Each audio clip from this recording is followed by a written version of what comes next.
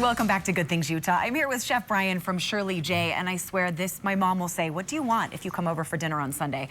And I say, can we have a roast? Always roast. That's what I want. Absolutely. Especially when it's cold outside. Oh yeah, that's one of the best times, especially it starts going through the house and you get that smell. Well, this is one of the easiest ways to do roast. And it makes it easy because we use our Shirley J Dutch oven and slow roast cooker. Wait, Brian, I don't have that one. You don't have that one? Have I seen that one before? That one is an amazing little product, and I'll tell you why. Because when you put it in the roaster with your roast, all you do is you just add water, you put that in there, and what it'll do is it'll kind of seal off the meat.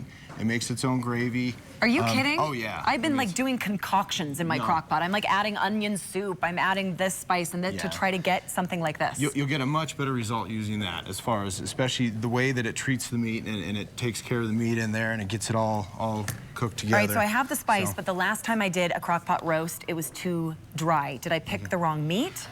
Well, the meat has a lot to do with it, but if you do it right and sear it off, you should be. What is this? What kind of meat is this? This is a chuck roast. A chuck roast. And okay. So let me show you some things on there. See the marbling in there? Yes. Just kind of those little white lines that go through there. That's what you're looking for. You're looking for more of the marbling, more than just the big lines that go through there, but the little stuff. I want all that little. All that little. That's what's going to stuff. break down and really give you a really tender and a lot of flavor in there and keep it from being so dry. And what did you put on top? Just salt? Just a little salt. A little salt. Salt, pepper, whatever you want. If you have a dry herb that you really want to put in there with it, now's the time to do that. And then you just want to, before I put it in the crock pot, get the flavor. I'm going to take and I haven't done this before. Sear it off. So I'm going to put a little bit of the salt on there. And then we're just going to put that in the pan.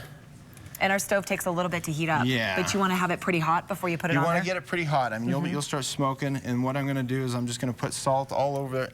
You really can't put too much salt on it at this point. Really? Yeah, because a lot of it's going to stick in the pan. And I say that, but I mean, you can always put too much salt on it. But for the most part, just give it a good coating. Don't be afraid of it. Don't be afraid, because you're right. I mean, a lot of it's going to get left in here. It's going to get left in the pan. Not in the crock pot. And then we're just going to take, you're going to make sure you get every side nice and even. You get every side, every little part of that. The more you can seal off, it's going to seal off that meat.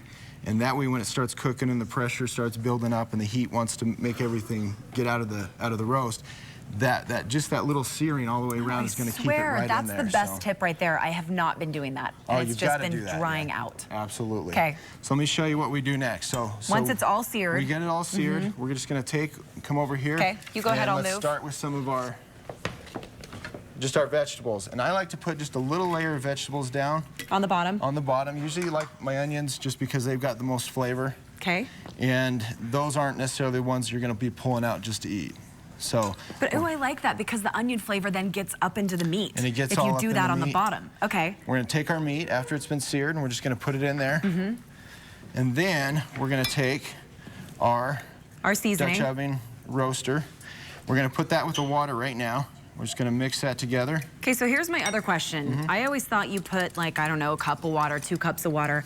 How much should I cover the meat in the crock pot? I usually like to come right up to almost the top of it. Like Do you really? Like if you were eating cereal, how you'd put the milk in where it wouldn't completely cover your cereal. You just get enough right up on the meat. Oh my gosh, you've changed my crock pot cooking life in the kitchen today, because I haven't been doing enough water.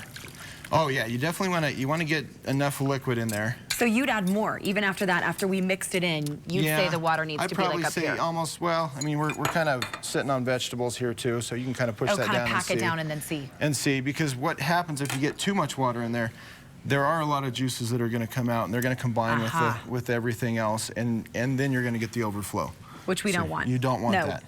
So at this point, we've got everything together. Add the rest of our veggies. Put the rest of our vegetables.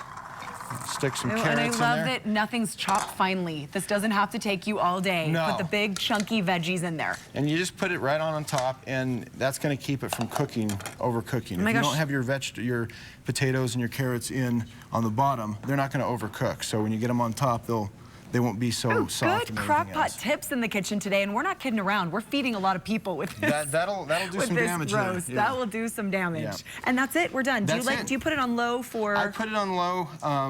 Usually it depends on your crock pot. If it's just not cooking, it should take you about 6 hours total.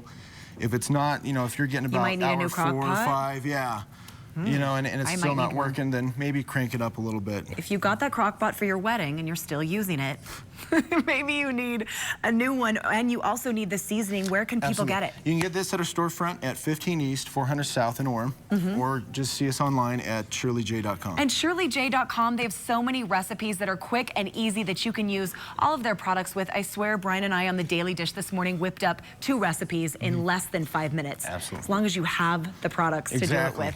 Go to our website if you need this recipe, everybody. abc4.com, click on Good Things Utah, or you can call our recipe hotline, 801-975-4443. Press 2 for recipes, and I swear your crock pot cooking is going to be easier and taste better. I need this, thanks. Okay. All right. I'm gonna do better. All right, we'll be right back, everybody. More Good Things Utah ahead.